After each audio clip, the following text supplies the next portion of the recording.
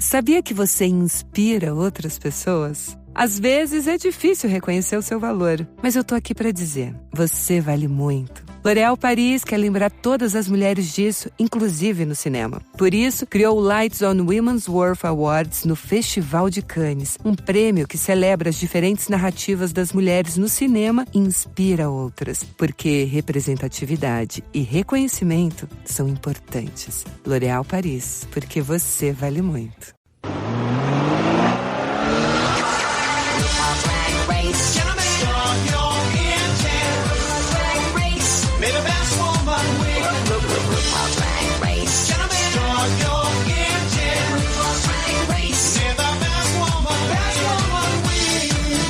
Welcome to the RuPaul's Drag Race Recap Show for Season 5, Episode 10, titled Super Troopers. My name is Joe Betance, and I am joined, as always, by one truculent co-host. From the podcast pod is my co-pilot. Please say... I think I might have killed Judy Garland.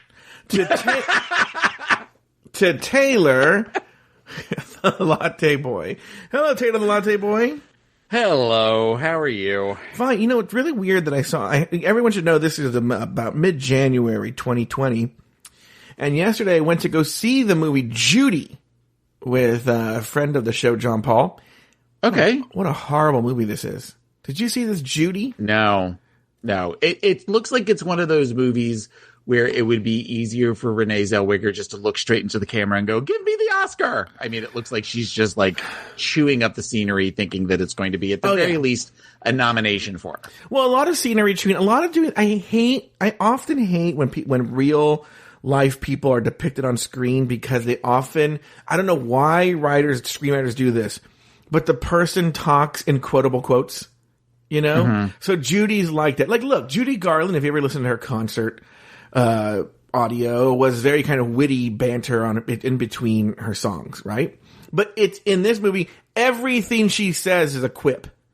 You know, she's wittier than Dorothy Parker, this Judy Garland, according to this movie, right? But also is depicted as just a pretty much insane person. Now, look, I know Judy Garland was an insane person and had her problems and whatnot, but I was thinking, and I never thought about this before. Judy Garland had a very sad life, and a lot of people, especially the studios and men, took advantage of her and kicked her while she was down and really ruined her life. And I was like, I would almost see if Liza and Lorna left, I don't know what happened with the boy, if they were to be like, yeah, you're doing the same thing here, I would agree. Like, they didn't paint Judy in a sympathetic or... I don't know what they were trying to do. She's just an emotional wreck throughout the whole movie.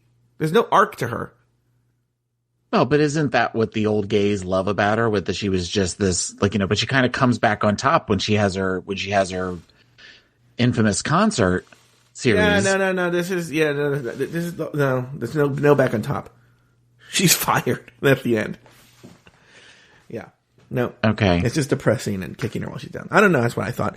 You know, before I go into what I was going to talk about, Taylor, did you have anything you want to talk about up top here at the top of the show during our hot topic segment?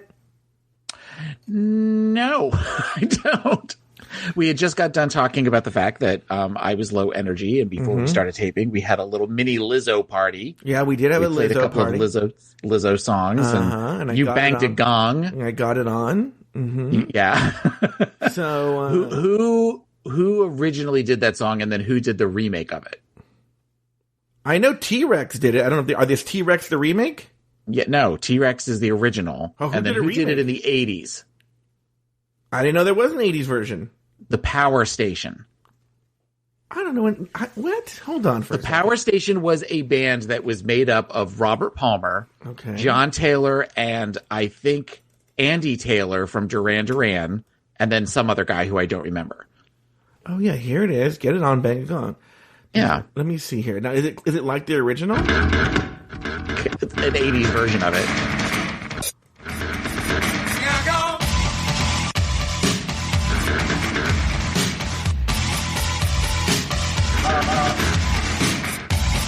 What were you supposed to do when they were doing this? You were just like, what dance convulsions.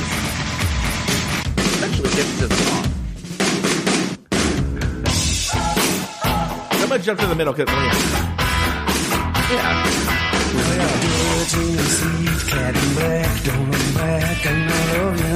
Oh, all right. And they did that while Simon Le Bon, Nick Rhodes, and Roger Taylor all did Arcadia, which was like a little offshoot of Duran Duran for a while. And the only song that they had that was a big deal was Election Day, which is an okay song. But I was a little gay boy in 1984, so of course I wanted their cassette. Mm-hmm. Why? Was that considered gay music, Duran Duran? Oh, yeah, Duran Duran. Do you not remember Duran Duran? No, I was too young for them.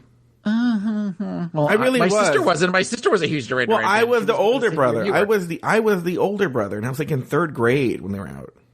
Well, I was in. Okay, so if that was 84, that means I was in like 5th or 6th grade when Arcadia and the Power Station came out. But my sister was a big Duran Duran fan, and much like with her like Teen Beats and 16 magazines, I used to listen to her cassettes and like look through her magazines of pictures of Scott Baio and Rob Lowe and all the Brat Packers, and just think I want to be them. And by be them, I mean I want to be under them. Who were your teen heartthrobs when you were a kid? Like, but now look, and I'm recognizing that obviously now you're an adult and you like adults and stuff like that. But when you were a kid, who were you in love with? When I was a kid, Rob Lowe was definitely Rob Lowe can get it. Huge crush. Rob Lowe was still a beautiful, beautiful man. Yes. I definitely liked Scott Baio, like on Happy Days. Scott Baio was cute.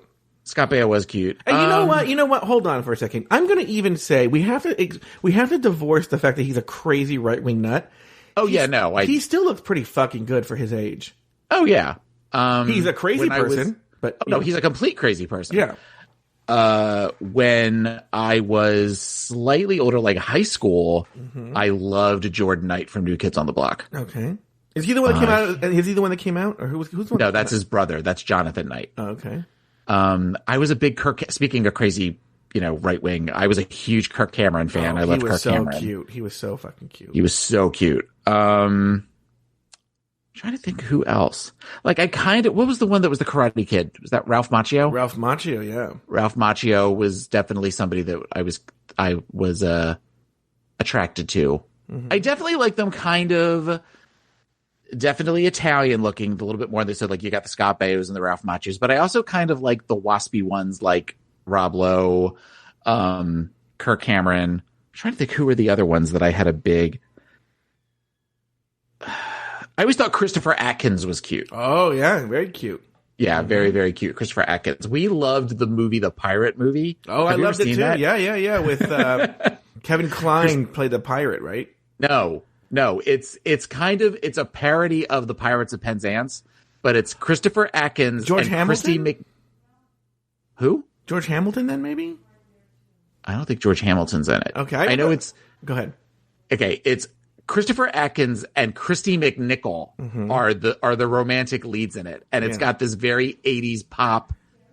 I have the MP3s for the soundtrack. How is the music? Horrible. The music is wonderfully horrible. Oh, really? Yeah.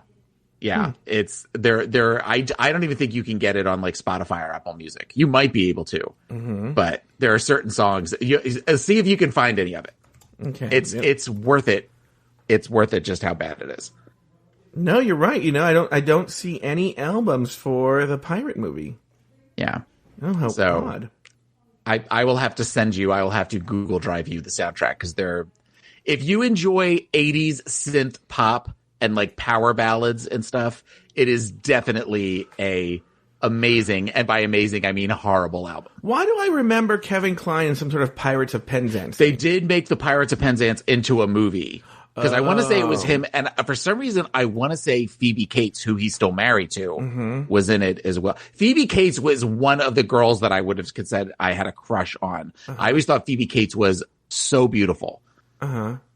So she is. No, you thought she was. It's universally regarded that Phoebe Cates was beautiful. Oh, I know, but I mean, as a little gay boy, that was something where I thought I would like to kiss her. That's how I felt about Olivia Newton-John. Oh God, I love Olivia Newton-John. But I got in an argument today. We had a pizza party at work because we all did really well on this big audit, so our boss.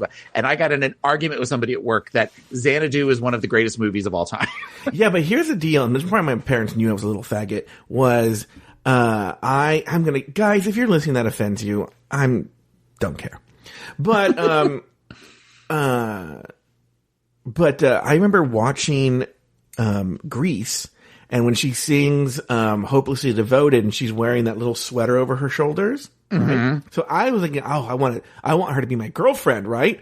But also I started wearing like little sweaters over my shoulders. And my parents were like, you don't do that, right? Yeah. Oh, anyway, so here's my question to you. Okay. You're in the mental health profession, right? So you deal with people, you want people to be grounded in reality, correct? I'd like them to be. Yeah.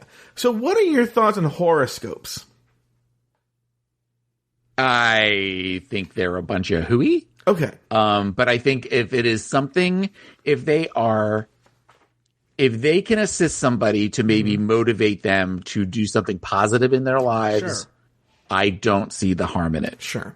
If it's something where like, don't get on the number 4 bus, then I think that it's, that's not helping anything. Okay. But so, on my Alexa, when I say, good morning, Alexa, she gives me, what I have on my calendar that day, the weather, and then she also gives me my horoscope, right? This is kind of fun, okay? It's a hoot, all right? Now, most of the time, the horoscope, I don't even remember them 1 second after it's done because they're generally like, today's the day where you should keep your feelings to yourself. Try and control your temper. You're like, okay, whatever, right? Well, of course you're going to ignore those. Yeah, I ignore those completely. I'm like, what? But so I guess on the weekends, they do a combined weekend one, right? So they're like, for Saturday, this, and then so usually I just get it for the day. But over the weekend, I noticed they also gave me Sunday, and it was oddly specific. It was very specific. Okay? Okay. It was like on Saturday, it was, keep your emotions in check. But you're like, okay, whatever, bullshit, right? Then the next day, it gave me some weird bullshit about stars and planets in 500 years, okay? And then it said, you're going to be contacted by an unexpected person, and it's going to be really surprising to you. And I was like, this is so specific that I'm going to put it to the test. And I'm going to tell people today, right, that this was very specific, because that way, if it happens tomorrow, they won't be like, okay, right? Right? I'm telling people today, this is supposed to happen.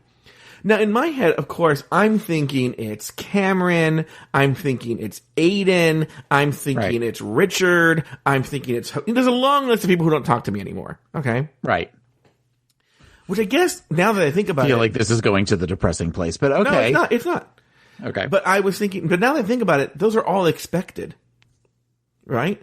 So, yeah. So then I stopped thinking about it, and the next day, I'm checking my Facebook, this, bobbity blue, and then there's a message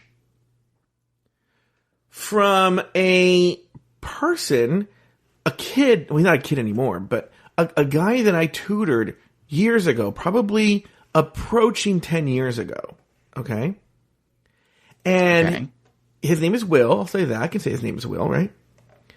And he says he's like, basically, it's actually kind of a dumb call. A dumb message, not dumb. He's like, I want to talk to you. I'm thinking about getting into SAT tutoring. I want to know about the business and this and this. I live in the Bay Area. Who cares, right?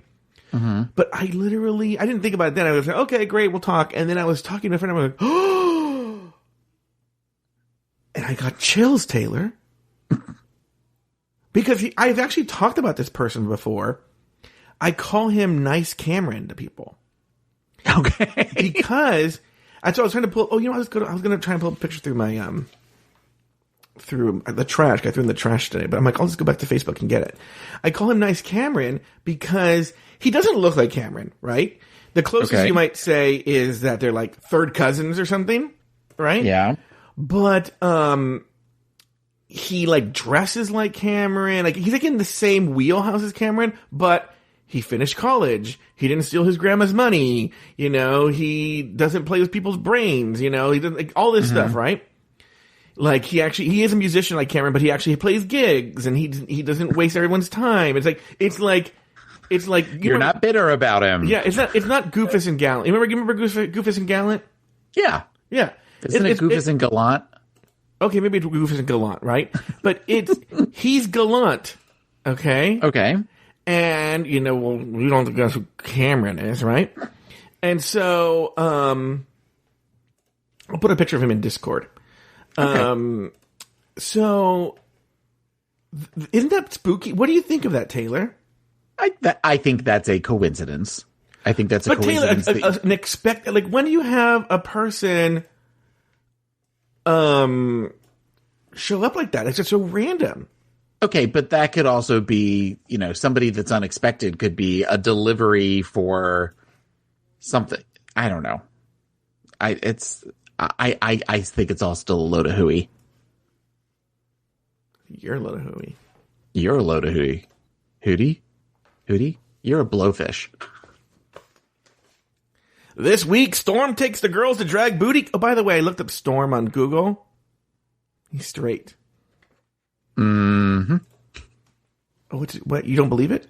Oh no, I believe it. We're going to talk. We're going to talk about Storm. Oh, okay. This week, we're going to talk about Storm very quickly. I don't get it. Very shortly. I'm sorry. Yeah. This week, Storm takes the girls to drag booty camp, and the queens are tasked with making over their sisters in arms. Dave killed Judy Garland, Aaron distracts Detox, Izzy is Harry, and Alaska makes over Derek Barry's boyfriend. In the end, Roxy Andrews was named the winner of the challenge, while Detox and Coco were placed in the bottom two. After a lip-sync battle for their lives, Detox lived to see another day, while Coco Montrese was asked to sashay away. Taylor, name 2 things you liked about the episode and 1 thing you did not. Storm. Oh God. Storm was super cute. This, I am not normally, I say this and then I don't think it's true. Yeah. I'm going to make a statement that I'm immediately going to probably retract. Sounds but good. I'm never a big fan of the makeover episodes. But then when I think about it, some of my favorite episodes have been the makeover episodes. So I can't, and this one I thought was a good episode. There was enough interesting things going on that it kept my interest the entire episode. That being said, my least favorite untucks are the makeup episodes where they're sitting with them all in the back. Yeah, I can imagine there were more sob stories about the military. There was kind of some sob stories there, but there was a lot of there's a lot of that where they all have to. They clearly said, okay, now Jinx, you look at Dave and you tell each other how important you are to one another, and Detox, you look at it. Like they did a bunch of those, and then they have the thing at the end where there's clearly where the producers made up a fight between Horchata and whatever Jinx is called her drag mother. I can tell you, actually. Jinx called her... I don't know. Go ahead. Yeah. So that is not my... But I thought that the interactions between some Fortuna. of the queens were really... Fortuna, yes. I thought were really great. Particularly Jinx and Dave. I thought that was a great kind of where they're both sort of the odd man out supporting one another. I thought was really, really good. Something I did not like.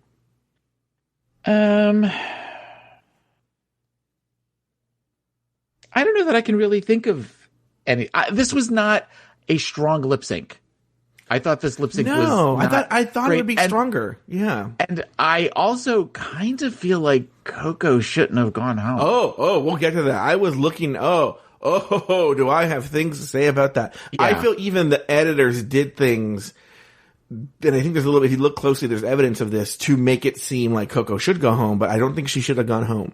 Yeah. I think they wanted Relaska Talks to go all the way to the end as much as possible because they want that Relaska Talks versus Jinx. And if they break up Relaska Talks, it doesn't fit the narrative arc that they have, you know? So Coco had to go home. Also, Coco had to lip sync like 4 times. Yeah. So, well, no, that was one thing where she said 4 times, and I was like, oh my God, she has lip synced 4 times. Yeah. So what about you? What are your 2 things you like and 1 thing you didn't? Well, like you, I like Storm. No, but I would say more than Storm, I like this Aaron, the one that. We're going to talk about Aaron a little bit later too. I just figured we would hit Storm first and then go down Aaron Boulevard. To be honest with you, Mac, who later becomes Nebraska Thunderfuck, is cute. Here's the thing. Again, I'm going to offend you, Taylor, because I know you're a white nationalist. I don't really like the basic white gays, like the kind that look like Mac a little bit. I don't know that, like, literally, if you want to see the complete opposite end of what my type is, it's those guys, right? I literally cannot get it up for them. Like, for instance, because I know everything always goes back to porn. Mm-hmm. In Sean Cody, there's a porn star, Sean Cody star, named Dennis, right?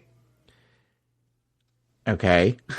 Looking him up now. Yeah, this Dennis literally gives me, like, my penis goes inside. Like, I will not watch, if I see him in a porn, I don't care if it's with my favorite person ever, I can't do Dennis. I can't. He's just like such a basic white, like John Hamm gay.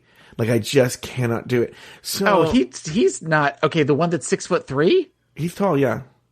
Okay, he's been around since like 2014. What, did I say he's still around? Did I say he's currently making films? He does like men.com videos, and he's a little more burly now. I am familiar. Oh, well, I don't know. I don't like him. I won't watch it. If anything he's in, I won't, because he's probably a perfectly nice guy. It just doesn't do it for me, right? Okay. And I feel Mac is from that same school. That same basic, like, you know what's so funny? I have this negative opinion too. When I was in, I shouldn't say where I had this. I encountered this actually very similar, really interesting, throuple. Okay. Mm-hmm. I encountered this throuple, and one of the guys in the throuple was this horrible human being. He just was not a good human being, but he was also a basic white gay. You know who's a perfect example of a basic white gay I don't like in the same family? Evan Ayers? Well, no, not Evan necessarily, but because Evan does have a big fat juicy ass. But, like, have you ever seen Jordan? I'm not. You just put me on a tangent here. Have you ever seen George's Instagram stories? George Munoz? Yeah. Yeah. I don't think he knows any people of color. I think he just knows, like, the Stepford gays. You know, like, they all look exactly alike. They're all that basic white gay that I'm talking about. They're all super lily white with the same, they look alike. Okay. Evan looks like he's in that group, but I don't know why Evan isn't. I don't know why. Anyway. Because you know Evan as a human being. Okay, maybe that's it. Okay, but I know the other people are human beings. Anyway, what I was going to say. But you've also said that Evan has a juicy ass. Evan has a big, fat, juicy ass. You don't know this? No, I've never met Evan. Oh yeah, Evan's thick, like THICC. Okay. Yeah. Anyway, even though he'll probably hate saying that because he always thinks he's fat. But maybe drinking all weekend, doesn't help. Anyway, the point is this. But that's how you keep him in the Afterthought Media family, is you toy with him emotionally by telling him he's fat, and then when he feels bad, then you lift him up by telling him he's thick, and then when he starts to get a little too heady, you tell him he's fat again. Evan is very attractive. I'm not going to deny it. Evan is super cute. Yeah. George is cute. Yeah. So anyway, everybody at Afterthought's cute. Anyway, except for me. What I was going to say is... There it is. I was literally doing, like, in my head, the 5, 4, 3, 2. Can I please get to this? The guy that Lance Bass first dated, what was his name? The guy that Lance Bass first dated? Yeah. I don't know. Django Reinhardt? No, that's not a musician. What was his name? Like... Somebody, can somebody in the Discord please tell me his name? He is like the definition of a basic white gay. Luke Stamen hit it. Christopher Maloney kind of does that to Murray too. Yeah. What was Lance Bass's first boyfriend's name? It's like Magnus or something. It's like a weird name. Magnus Reinhardt or something. It was like a weird ass fucking name. First of all, I happen to know people who knew him. He was a horrible human being. Horrible. Okay. Which is funny because everyone would say the same thing. I don't know this Lance Bass, but I knew people who were in his circle, and they would all say the same thing. Lance Bass is the nicest person, right? Nicest person. But this horrible human being, Rain Marigold or whatever his name was, right? You're going to get the name and you're going to say, oh, that's kind of like that. What was, he's like that. He's like, to me, like the quintessential basic white gay that I'm talking about. Okay. What's his name? I don't know. I'm looking up.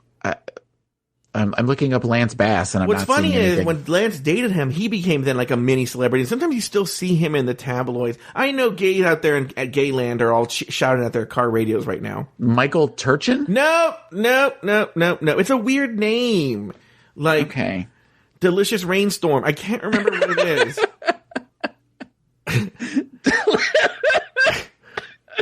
It's like a weird name. Riken Lemkel? That's not, yes. Yes. Okay. And I kind of remember him. Mm-hmm. I remember him now. Okay. And he's a horrible person? Allegedly? Oh, yeah. Allegedly a horrible person. I don't know. What the hell does he do now? I don't know. Life After the Amazing Race. Well, now I want to. Oh yeah, he was in the Amazing Race. That's right. He was on the A-list New York. Yes, that's right. He Described as was. a Real Housewife style show, which was canceled after 2 seasons. Yes. But he was a horrible human being. Everyone who knew him was like, oh, what a terrible person he was. Okay. Now we can move on with our lives. So, all right. Anyway. So that was so the 2 things that you like and the 1 thing you didn't. You talked about basic white gay Nebraska, which I forgot this is the origin of Nebraska Thunderfuck. Yeah. And the 1 thing I don't like, basic white gays. Okay. There you go. All right. After Alyssa's elimination, Coco finally feels free now that her arch rival is gone. Alaska and Roxy see Jinx as a threat and want to see her gone. And Jinx feels like there are people who are waiting for her to fail. The next day, RuPaul entered the workroom to announce this week's mini challenge. For today's mini challenge, you're going to go to drag booty camp. Now, the one queen that outlasts the others wins. All right. Alaska was named the winner of the challenge, which gave her an advantage later on. Next, RuPaul called in men dressed in military gear, announced this week's main challenge. These gentlemen, who also happen to be gay, served our country before the repeal of Don't Ask, Don't Tell. Thanks to these men, we have the freedom to be fierce. And now, you get to exercise that freedom by enlisting these men into your drag house. All right, as the winner of the mini challenge, Alaska got to assign the pairs, and she assigned them as follows. To Roxy Andrews, she assigned Izzy. To Jinx, she assigned Dave. To Coco, she assigned Steve. Detox Aaron, and Alaska got Mac, who we just did 10 minutes on. All right, very good. Let's see, moving on. In the workroom, Jinx and Dave talk about how he knew Judy Garland, and he mentions his medical condition. Detox cannot hide her lust for her partner Aaron, who already knows how to walk in heels. Roxy is bummed on her guy because he cannot walk in heels. Coco is nervous about what her guy can and can't do, and Alaska and Mac learn that Alaska has never made butt pads before, and that Mac grew up in foster care. I feel like I mistakenly did not put in a discussion point. So let's go back to the beginning. I was going to say you didn't. Yeah. Let's go back to the beginning here. On that cold open, what were your thoughts? We'll break it down in little chunks. What were your thoughts on that cold open? Not really much to it. We already know a lot of this. Not a lot to it. And I'm a little torn about my feelings on the season up till this point. Because I have said over various seasons of this show that I always feel like this is the bullying season. And this is the season where we see Roxy get really ugly with Jinx, and that this, I guess in my mind, I always kind of felt like this was it. And I even because you almost start to see them kind of starting that. And I wrote down, like, this is where it truly turns. And it really didn't. Like, the whole episode. If anything, there's a couple of times where they're nice to each other, especially in Untucked at one point, where Jinx compliments Roxy on how well she and Izzy did. And Roxy's like, thank you very much. Where it's just these pleasantries. Yeah. So I don't know if it's just that we're really kind of veering to that for the last 2 episodes or what, but it looks more now. I guess I can see it more as Roxy is struggling and she's just lashing out at people. Whereas before I guess I was more focused on the bullying, and maybe we'll see that in the next couple of episodes, but I was surprised to kind of see this where they're almost planting a seed for what you think is going to happen the rest of the episode, and then it doesn't. Well, but doesn't this speak to what Roxy kind of says on All Stars 2, which is that she had a bad 15 minutes? And because so far I haven't really seen anything, and this show is notoriously crazy with the editing, where sometimes, we talked about this on season 7 in the future, that there's a moment in season 7 where they chopped it up so obviously to make it seem what was an innocuous conversation was really shady. And it wasn't. You could tell it was like an innocuous conversation, but they just intentionally chopped it very sloppily so to make it seem shady. So my question is, do you think that because they know that there's one moment to come, they're trying to make it look worse than it is? Maybe, yeah. I mean, this may be, you figure season 5, I wasn't deep into the Afterthought Media machine yet, so I was just watching things. I was a surface watcher. Mm-hmm. And now, whereas I kind of, you and I and your other co-hosts all kind of look at overarching story arcs and things like that and possible meanings behind things. Plus, I'm also a little bit more aware of production and editing than I was then. Mm-hmm. I'll be curious as to the rest of the season how strongly I feel about that. Now, like I said, next week I might come back and be, completely triggered by the way that she talks to Jinx, but I don't know that that's necessarily the case. So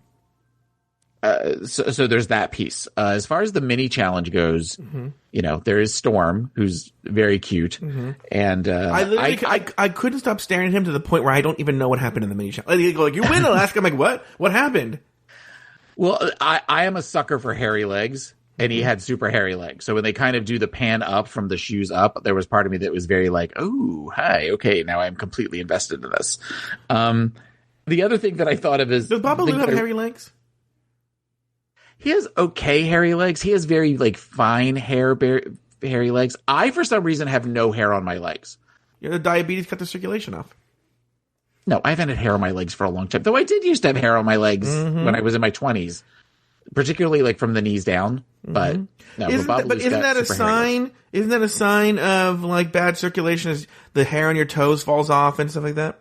Well, no, bad circulation is if your toes fall off. No, actually, but I have hair on my toes. Little fine hairs, but I still have hairs on my toes. Are you a feet person? Do you suck Babalu's toes? No, I do not like feet. I am not a big fan of feet.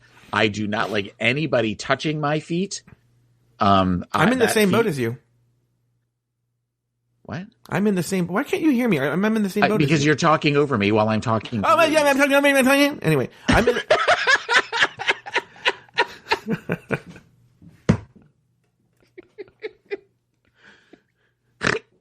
Oh, I snorted. I'm in the same boat as you. Yeah, I don't like you. Okay, as far as feet, as far as leg hair, as far as feet. And in fact, I love Aiden so much, and I miss him. Blah blah blah blah. Right? Who cares? But the one thing I don't miss was this queen loved Birkenstocks. Oh, I know. My ex used to like Birkenstocks. Yeah, and it was something I was willing to overlook, but was not a fan of. Cameron was the same way too. Both he and Cameron had to wear wacky socks with their Birkenstocks, and also because they were what? Basic white gays. You know what? Yes. And here's the deal too. I'm gonna tell you this too. I was talking to Filipino friend of the show, John Paul. Okay, and I was bringing up that Cameron always wanted to go camping, right? This Danny, he wants to go camping with me all the time too. I'm like, right? And John Paul said, Evil John wants to go camping all the time. He's like, I think white people love to go camping. I've only been camping once. What are you other than when I was a Cub Scout? We used to go camping at a campsite all the time when I was a Cub Scout. But what are your thoughts on camping? I had fun. The problem with it was we went in March, which is the dry season here, and we went to this camp down by Fort Myers, which is an island. So you have to take a boat out. And then they pretty much come back and say, see you tomorrow. And then they leave you out on this boat. They leave you out on this island. And we didn't have enough food. Well, I mean, we were with other people. But the problem was because it was dry, they said that you could not, you couldn't have grills or anything because, they didn't want the island burning down with people on it. But there were people across from us that were definitely glamping and had the gas grills and stuff that weren't open flames. And I remember that first night they had we had brought granola bars and something called some sort of bread that was like a 15 grain bread or something that had all sorts of sunflower seeds and stuff, but they were grilling steaks and they were doing all this, and it smelled really, really good. And then the next morning we were woken to where they had a skittle and were making like pancakes and waffles and stuff. And they were just like on the other side of this like walkway because they wanted all the campers to kind of be together.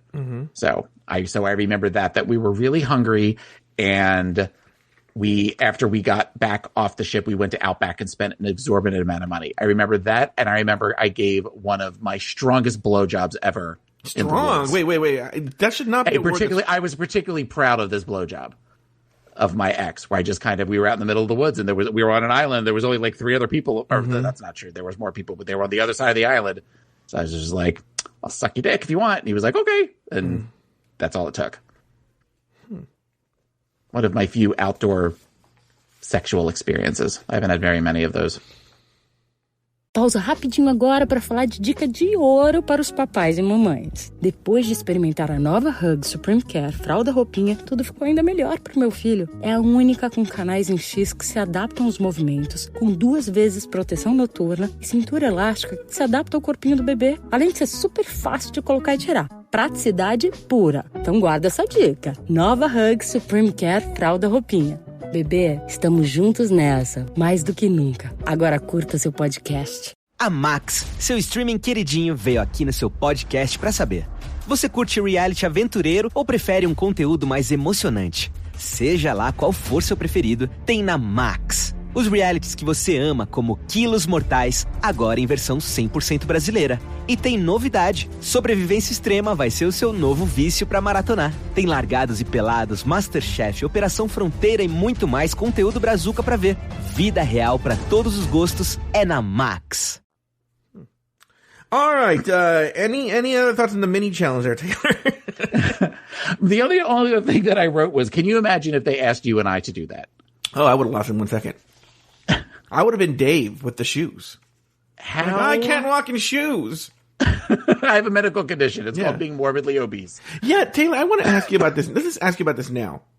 No, I'll ask you about it when the time comes, when it's right. Okay, but getting to the mini challenge, I thought about that. There were things that I was surprised. Like, I could do sit-ups. And I could do jumping jacks. They would be really unattractive, but I could do those. But things like pull-ups, I could never do pull-ups when I was a kid. No pull-ups and the weird burpees things. Oh, I hate those. He yelled at Jinx for.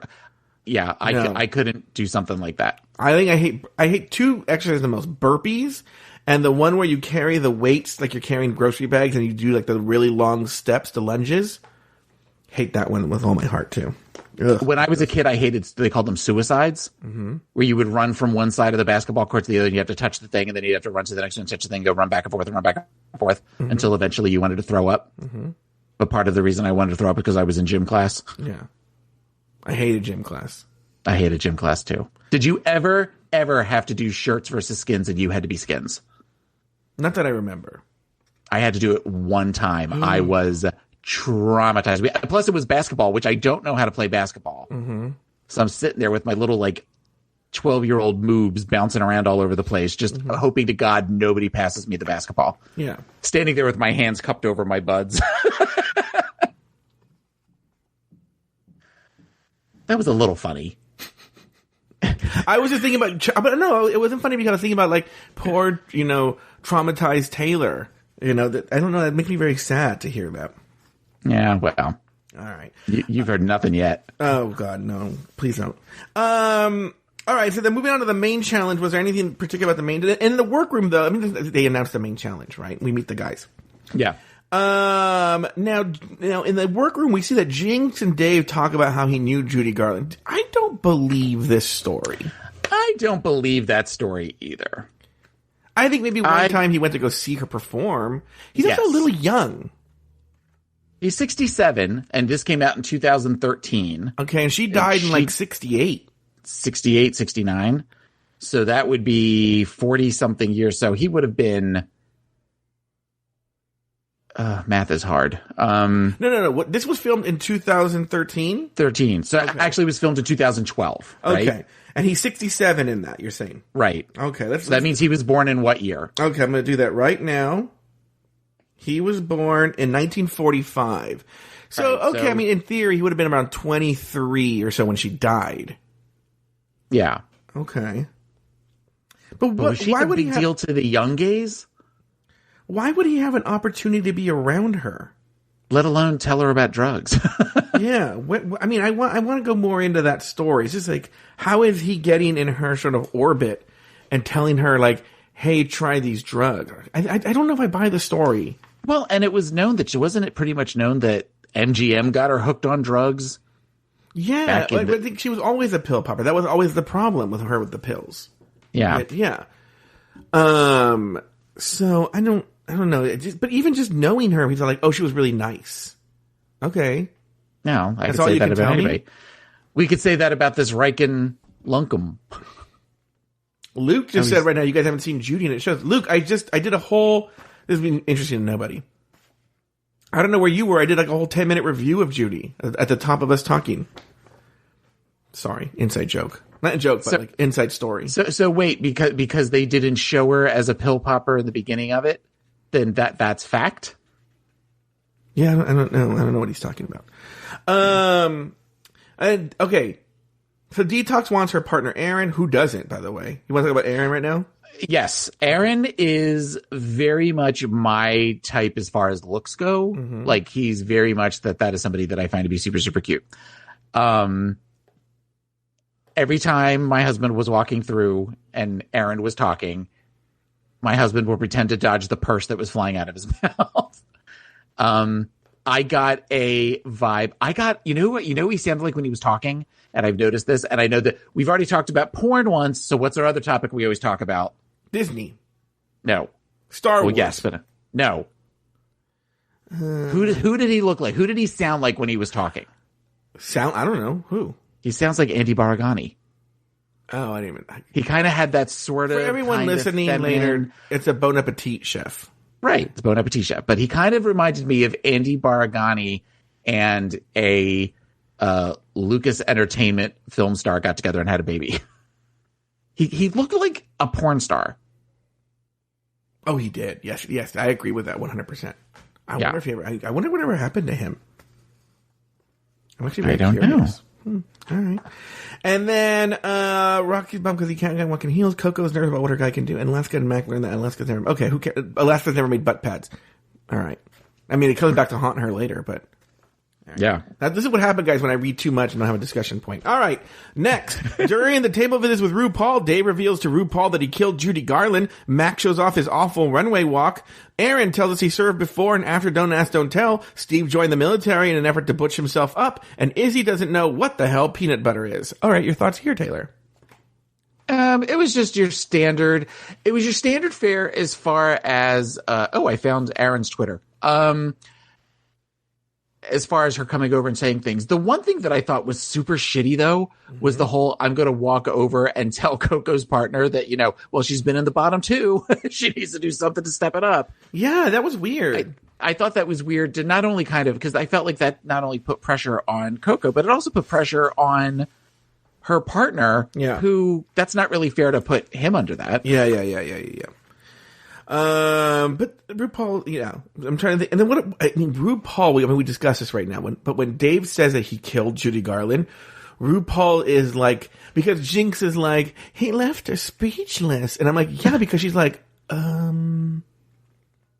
this guy's lying. Like, what do you tell a crazy person who's telling a lie?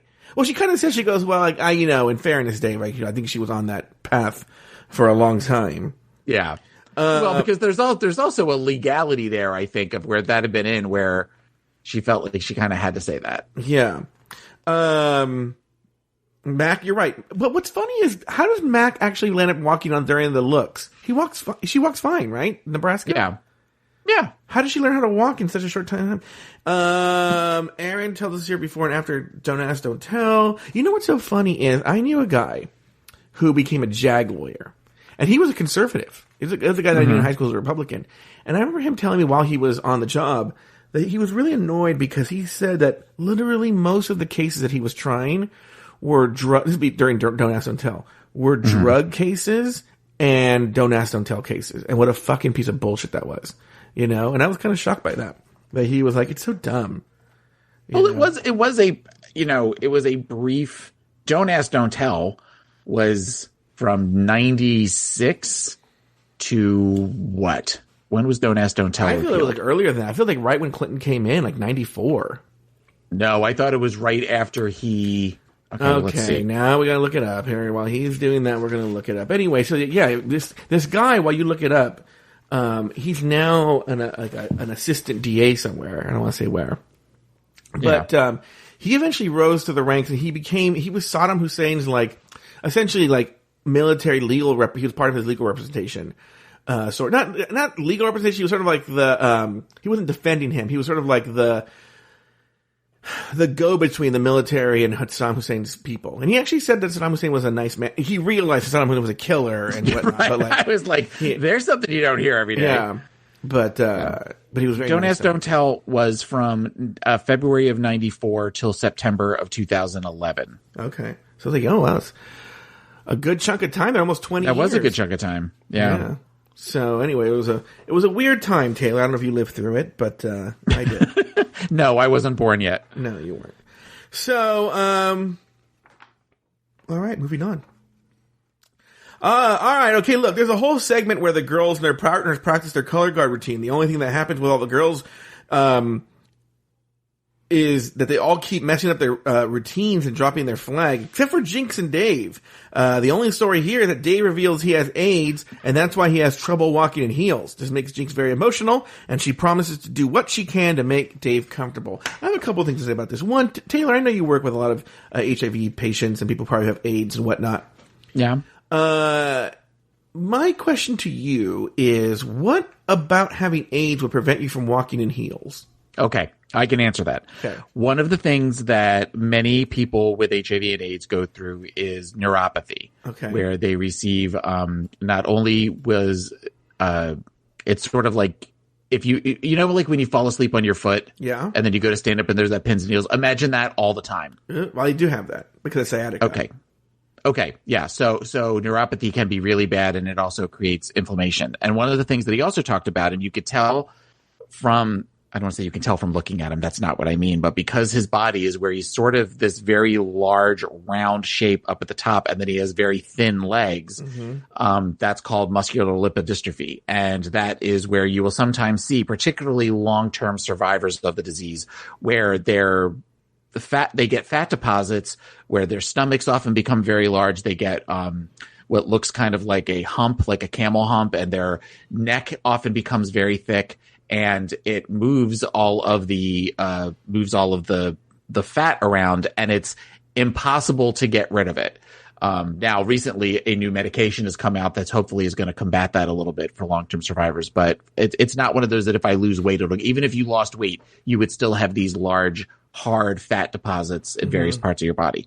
A lot of the medications, particularly a lot of the medications or on the early days of HIV and AIDS, did cause bone issues where it reduced bone density. So there have been class action lawsuits and that sort of thing that have for people that were on medications for a long time because they didn't realize just how badly it affected people's bones. So when he said, I can't wear these shoes, particularly because I don't have the leg support, I don't have the ability to support myself, whether he's like standing on his tippy toes or whatever it is that he needed to do, that did make sense to that. Okay, so here's my question. Now, before I start yelling at the production of World of Wonder, my question to you, Taylor the Latte Boy, is does he wear heels or flats on the runway? He wears a flat. He wears, it looks like flats, not flats, but it looks almost like dance shoes. Oh, like those wedge shoes or dance shoes? Yeah. Well, because they show at one point when he says something, when the one little Greek guy that was from Fashion Police says, and those shoes are unforgivable, they flash at Dave's shoes. When they're actually, once again, shockingly, they're talking about somebody completely different. They're talking about Nebraska's boots. Yeah. Nebraska and Alaska's boots for that. But he is, when he's performing, he's not wearing heels. He has like a slight heel, but it's nothing like the heels that the girls are wearing. Don't you think that the show should have let him just wear fucking flats and not hold it against Jinx or him? I mean, he has a fucking medical condition. Well, but I was waiting to see if they did make reference to that. And to everyone's benefit, as far as I'm concerned, nobody said that and it didn't make it to air. If somebody made a comment about it, if somebody made a comment about the fact that she wasn't in heels, because that would have been a really shitty thing to do, even for them, if they had commented on that. What did you think of the whole AIDS revelation and Jinx's emotional breakdown because of it and whatnot? I think it was a moment for Jinx to kind of shine in the eyes of the viewer, where it seemed like she genuinely seemed concerned. She genuinely wanted to make this as comfortable as possible a process for Dave. And, you know, you're talking about performers who could only assume, working in the drag world, working in gay bars, working in that, they have all experienced a loss as far as somebody with HIV and AIDS, or they know someone who's HIV positive and that sort of thing. And to see somebody allowing themselves on national TV that's not a celebrity, that's not looking for fame and notoriety, but to be that vulnerable on TV, and to just because he says at one point early on, I have a medical condition, and then it's kind of glossed over, and then he says it a second time, and then he says, I have AIDS. And talking about it, I think I would hope that anybody that was talking to him in that scenario would have the same response that Jinx did. Exactly. What are your thoughts? No, I think you're right. It still makes me a little uncomfortable that they use that. You know, it's weird. It almost reminds me of the conversation you and I had about Judy earlier. People weren't privy to it because it's off the air, but where I said there was a part of me that felt, you know, Judy Garland was, you know, taken advantage of by the studios and men her entire life, and it sort of felt that this movie was perpetuating that, you know, she's dead and they're still fucking digging up her grave and just squeezing out every bit that they can out of her. And it's kind of sad. It's sad. And I wonder if it's the same thing here. It's like this guy's gone through a lot, and yes, he's getting his message out there, and yes, it's something we should see. It's something we should never forget. But how much of this is exploitation and how much of this is actually positive? I don't know. Taylor. Thank you. I just feel uncomfortable. You know? Well, but that's good. That's good that you feel uncomfortable. Not that he has AIDS, you know. It's no, more I know that it is where somebody is putting themselves out there, and you want to protect that person. Yeah. Yeah, but maybe he went. We don't know. I don't know his story. Maybe he went on there to talk about it. Which, if that's the case, and you know. All right, very. Whoa, are you okay? Uh-oh, Taylor, everyone is coughing. Furious, he has his finger up. He has a giant cup that he's drinking from. A liquid of unknown substance. I don't know what it is. It might probably just water. But we're going to get into this. It's just water. Sorry, I coughed up dinner for some reason. What did you have for dinner? Meatloaf. It's elimination day, and everyone is getting ready for the runway. Roxy shaves down Izzy and grosses everyone out. Coco and Steve throw a lot of shade around the room. Jinx asks Dave about being discovered as gay. Erin asks Detox about her car accident. Did you know Detox was in a car accident? Did that come up before? Only because she talked about it a little bit earlier. Oh. And Coco has trouble teaching her guy how to tuck. Your thoughts on the elimination day?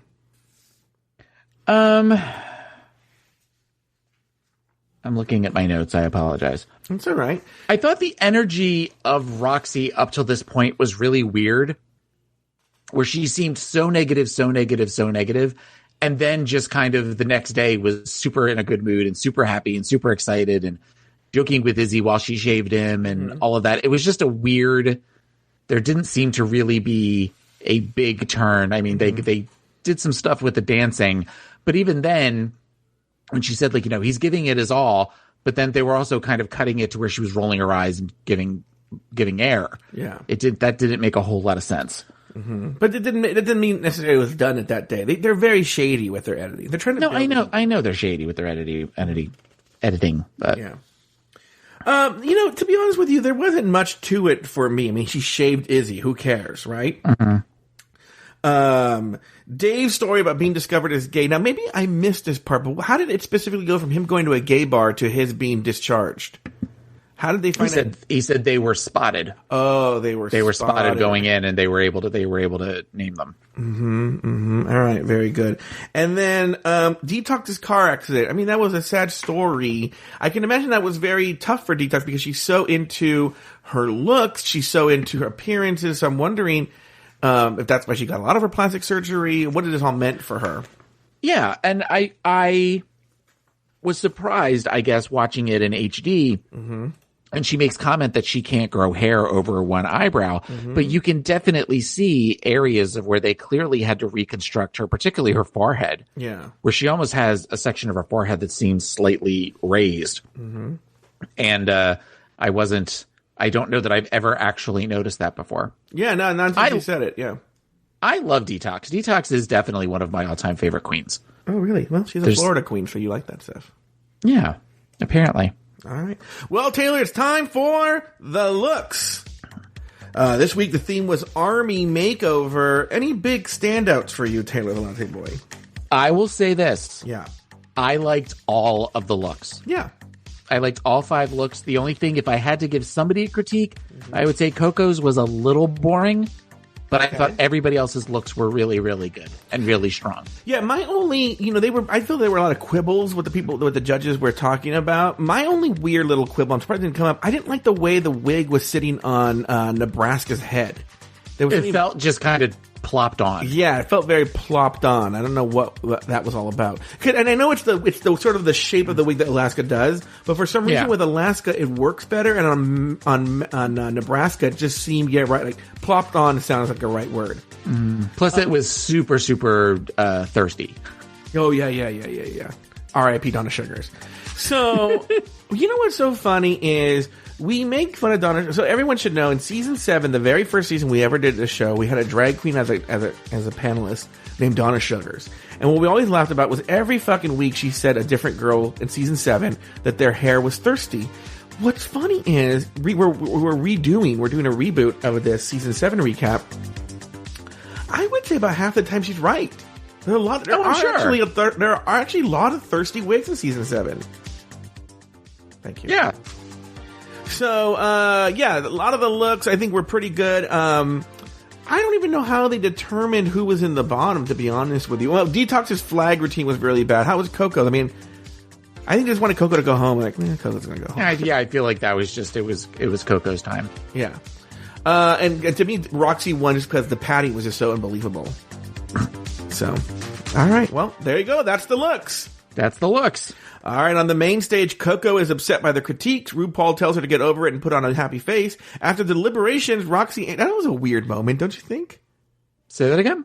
When Coco's like, I just gets really upset. She's like, I just feel you guys are always picking on me. And RuPaul's just like, that happens to me. And they just got to smile and deal with it. I'm like, this fucking RuPaul's so fucking I was going to say, that's not true at all. Yeah, that's true at all. It's fucking throwing shit We have literal people in our lives that know that anytime somebody gives critiques or criticism... She doesn't just smile and get over it. Yeah. After the deliberations, Roxy Andrews is named the winner of the challenge, while Detox and Coco are placed in the bottom 2. After a lip-sync battle for their lives to It Takes Two by Seduction, Detox is told, Shantae, you stay, while Coco is asked to sashay away. Taylor, any final thoughts on the episode? I know you wanted to talk about the lip-sync. Yeah, I thought that the lip sync was much more joyous from Coco than it was for Detox. I mean, Detox had that one little bit in the middle where she sort of did the Cabbage Patch and was kind of doing the Running Man and stuff. But I didn't think that it was worthy of her staying and Coco going. Other than for, the storyline dictated it. 100% the storyline, because, one, you can just tell if you really look at it that Coco is doing a better lip sync job than Detox. They have to frame it and shape it so it looks like Detox won, but you can tell one of the things they do is, even though Detox had gotten this note before, she is still doing that chin wiggle multiple times. And so, anytime, they show it one time, but then any other time, you can see it start to happen and they cut. They'll cut to Michelle, they'll cut to Coco, and then they cut back to Detox. So they were cutting out that chin wiggle because they knew the audience would be like, again with the fucking goddamn chin wiggle Detox. But I remember that becomes a thing with her next lip sync where she does it and points at it, and they immediately go to Michelle with a pissed off look on her face. Yeah. I will remember that for next week. But I thought that it was you know, it wasn't definitely in a top lip syncs of the show. No, I thought, I was thinking it would be good. It's a Michelle song. By the way, I want to talk to you. I know you're an expert on seduction. And they said Takes Two by Seduction featuring Michelle Visage, right? Now, I thought the song was originally before Michelle Visage joined the group. No, there was two songs out called It Takes Two around the same time. Mm-hmm. There was Seductions, but before Seductions, there was, oh God, what was the name of that? DJ, I want to say DJ Easy Bacon. I know that's not it. DJ Rob Bass and Easy Rock. Rob Bass and DJ Easy Rock. Mm-hmm. And they had the It Takes Two, that's the rap version. And then they had this song that was sort of a pop version of it. But Seduction, Michelle Visage was always in Seduction. Mm-hmm. Huh. But I think he was just saying wait. that. Did you say Michelle Visage has always been in Seduction? Michelle Visage has always been in Seduction. I thought there was a singer before her and she left and Michelle Visage took her place.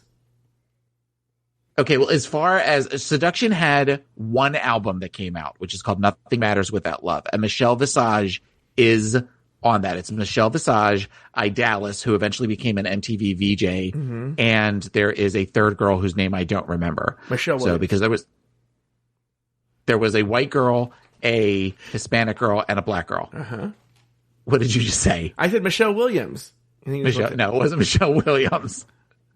So, and they had one album, mm-hmm. and it was produced by the guys who did CNC Music Factory. Mm-hmm. And they were doing a second album, and the masters got ruined. They were in a basement of a building, and the masters got ruined in a flood. Mm-hmm. So they never ever released anything else, because then at that point, like, CNC had taken off, and then the one guy had died.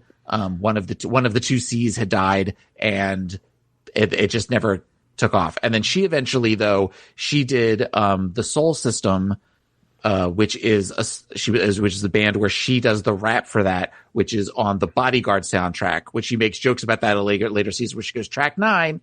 So, and that video is funny because she's got huge blonde hair and she's all like in a bikini laying in a beach chair, and she's doing all these raps where the camera goes really slow over her. But that song's called A Lovely Day, which it's based on an old song from the 70s, which is a great song. I guess I am kind of an expert on seduction now that I think about it. Well, that's going to do it for this week's episode of RuPaul's Drag Race Recap. Be sure to join us next week and every week as we continue to discuss, dissect, and deconstruct each episode of RuPaul's Drag Race Season 5. So for Taylor the Latte Boy and myself, sashay away until next week. Listen, I said it before, I'll say it again. Jeffrey Thunderbear needs you to know he contributed. Thank you for listening to RuPaul's Drag Race Recap. Have something to say? Email us at dragracerecap@gmail.com. Follow us on Twitter and Instagram at Drag Race Recap. Our Instagram account is managed by Steven Starling. You can also follow us on Facebook at facebook.com/Drag Race Recap. If you want access to more Drag Race content and other Afterthought Media shows, support us on Patreon at patreon.com/afterthoughtmedia. You can follow Taylor the Latte Boy on Twitter and Instagram at PIMCTaylor. Follow Joe Betance on Twitter and Instagram at Joe Betance. That's JoeBetance. The theme song was written by Lucian Piani and arranged and performed by Alex Lefebvre. This podcast was made possible by the following exclusive tier Patreon supporters: Nicholas Springham, Katie Whitmire, April Pacheco, Dean UK, Melissa Payton, Nikki Baker, Devin McKay, The State of Bree, Robert NYC, Rachel J, AJ Norris, Richard C, Common Cool, Humble Pie, J. Thomas Plank, Luke Stamen, Sermet Smith, Travis Potter, Jesse Harris, John J, Jimmy Kilbasa, Pedro SF, Ginger Biscuit, Jesse Lozano, Parker Elliott, Lauren Eckert, Jordan Darling, Haley Slans and her mom, Sandy Ramirez-Ruiz, and Eve A. Adams. RuPaul's Drag Race Recap is an Afterthought Media podcast.